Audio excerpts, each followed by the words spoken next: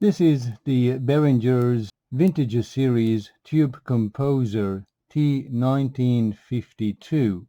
It comprises of two separate independent channels for compression, limiting, and right in the end, saturation. All of the initial stages of the audio is discrete components like integrated circuits and resistors and capacitors and so on. And at the later stage, right at the end, we do have two vacuum tubes that allows you to add some saturation or warmth, what they call it, at the end of the line into your final signal.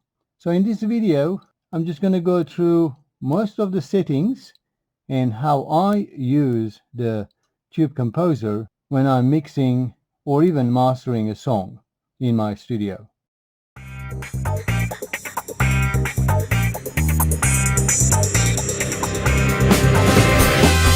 Now I have to apologize for the lighting and the focusing of my camera onto the equipment because of the lighting, and because it's got shiny aluminum base plate, it's very hard to put any lighting on it because it just shines so bright, and if I take the lights off it's a bit hard to see. But hopefully my explanation and where my finger points at things, and I will try to be as descriptive as I can to help you understand how the Tube Composer works and all of its functions that comes with. Now the first section we have is our expander and the gate. Here you can control the threshold of each of the channel, where any signal that falls below the threshold basically is clipped down, expanded. You can use it as a gate if your ratio of your threshold is at 1. But if you increase your ratio more than 1, a common place would be 1.2 or even up to 2 to 1 ratio, then it becomes an expander. That means it will start to release gently rather than like an opening and closing the gate. It's more like opening and closing a sliding door. So it gently opens and gently closes the gate. And you can control the rate with this switch. You can have a fast release. So as soon as the signal is gone, it will just sort of release it. Or you can have a slow release by pushing the numbers up. So this determines how quickly the gate closes and opens. And following the expander and the gate, we have sidechain. Now this unit actually has at the back of it a TRS connections for input and output for sidechain.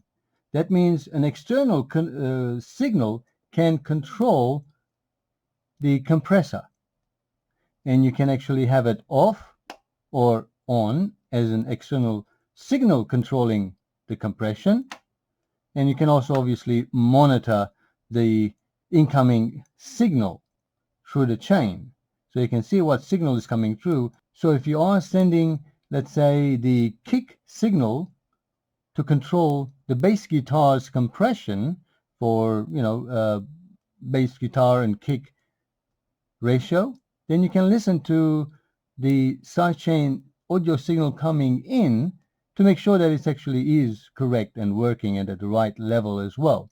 And you can turn it off, and then you can allow it to control with an external sidechain like the kick to control the bass guitar's compression, or to turn it off. Now let's move on to the compression and limiting section. We've got the usual threshold there, and we also have interactive or hard knee.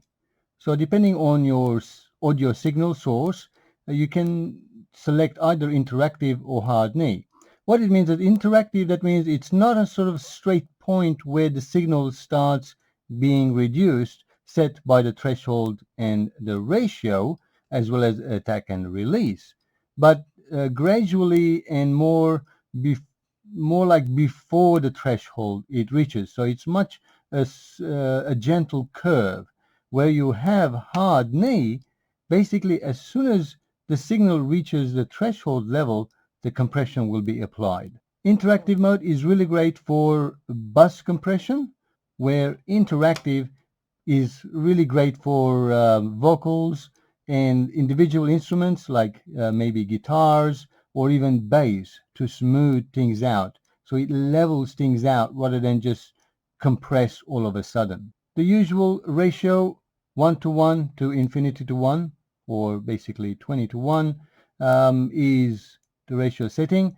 Then you have the attack from 1 millisecond to 150 milliseconds, and also the release you've got there from 0.05 seconds, basically 50 milliseconds, to 5 seconds. That's a nice, good range to have. And then you have your output gain. You can use it to make it up or to reduce. Depends how you want to control it. And few buttons I want to talk about as well is this button here, which controls manual. So you manually set the values of the attack and the release, or you let itself find out from listening to the program signal that's coming in to adjust the attack and the release. And this one here is basically in and bypass, in and bypass. Now, one really interesting option is in the Tube Composer is this switch here. It's called the sidechain filter. It's got nothing to do with the sidechain, the external sidechain that I just mentioned. This is basically applies a filter to the incoming signal that controls the compression, not the signal, but the compression. It is a high-pass filter that stops the compressor to react to the low-frequency signals, like the kick drum or the bass guitar or anything that has low frequency, so that you don't get the kick drum and the bass triggering and then the whole compressor getting activated and at the reducing not only the kick and the bass and all the low frequencies, but everything else above that as well.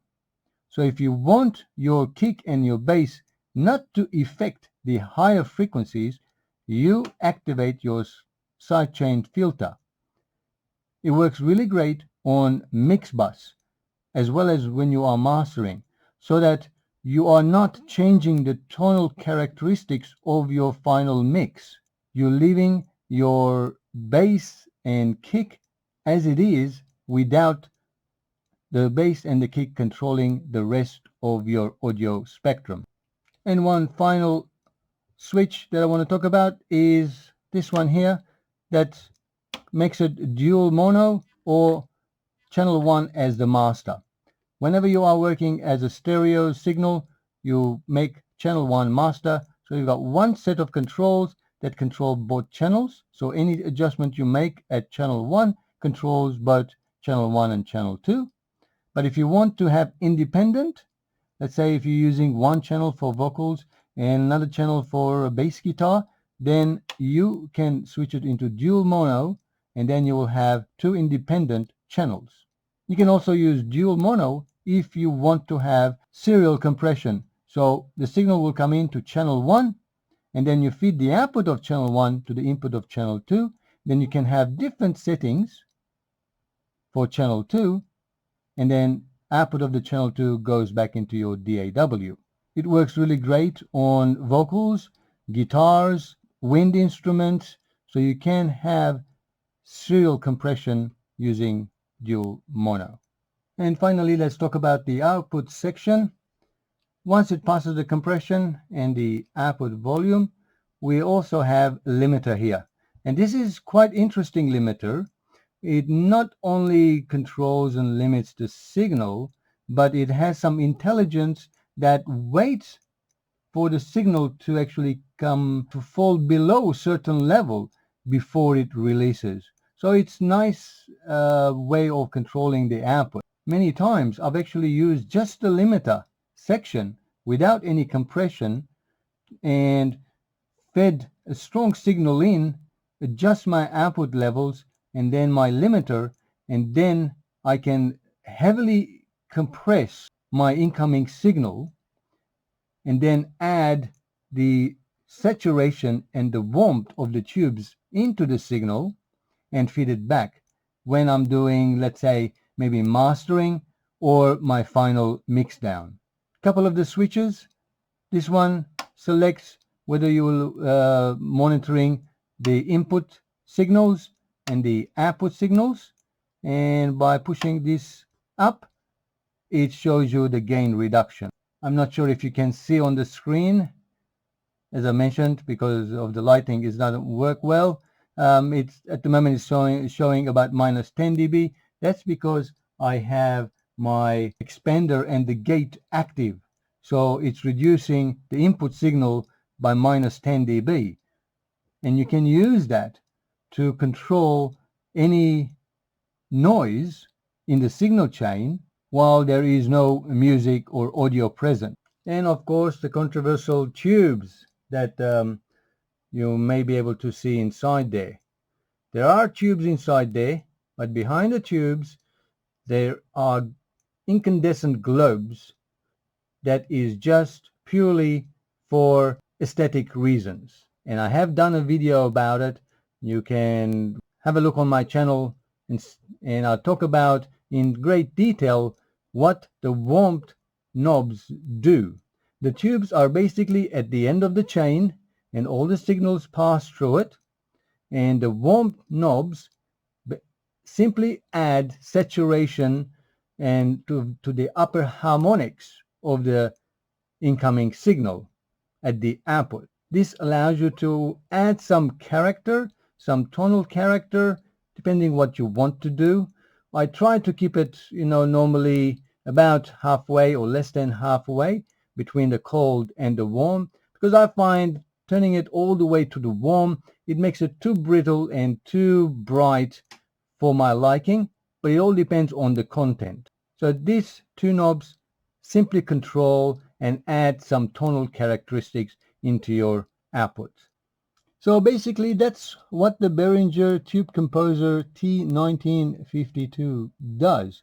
It's just a simple compressor with few additional features like the expander that will help, as well as the sidechain filter, and add some saturation and tonal characteristics into your final mix. I personally use it quite regularly, and if you ask why, it's because this unit has certain tonal characteristics, because the components inside it are discrete.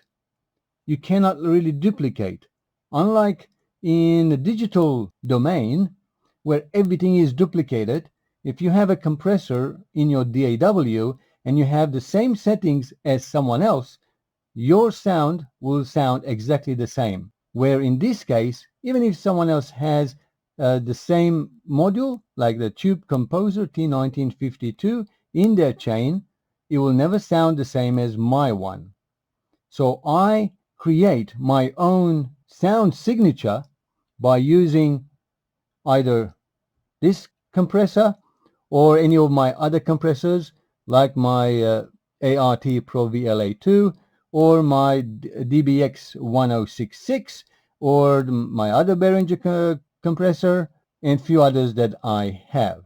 Well, I hope this video was helpful describing some of the details and the workings and the functions of the Behringer's Vintage series Tube Composer T1952.